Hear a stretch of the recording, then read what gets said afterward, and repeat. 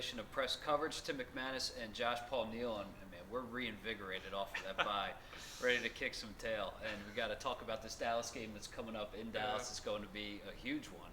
But let's give one reason for optimism and one reason for concern as the Eagles go into the kind of unofficial second half of their season. I'll let you be the pessimist.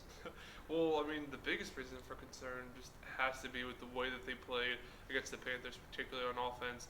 When your defense plays that well and you still don't win, I mean, that's a big reason for concern. You know, Bradford certainly played well enough to win the game, but the receivers didn't help him out. The offensive line had some struggles in pass protection. So when your defense is playing at this high level and you're still not 500, I mean, that's the biggest reason of concern for me. Okay, but I guess the optimism would be that maybe after some time together, that this offense can start looking a little bit better, and that Bradford has to play better, right?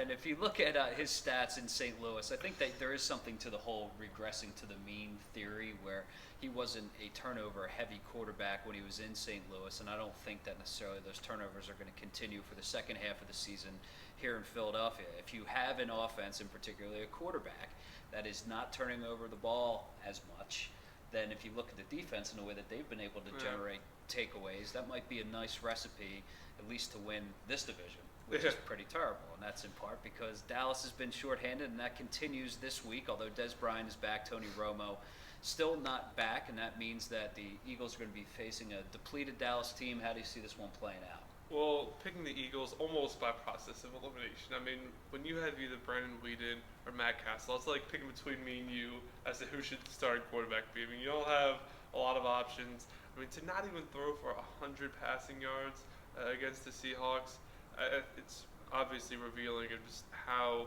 poor the offense is without Romo, and it's really reflective of how valuable he is to that offense. He gets a lot of criticism and a lot of flack, but I mean, these last 5 games, they're winless without him, proves how valuable he is, and I just can't see them winning a game without him, especially against this Eagles defense that has been playing at such a high level, forcing a turnover on more than 20% of the drives they play, which is an incredible number.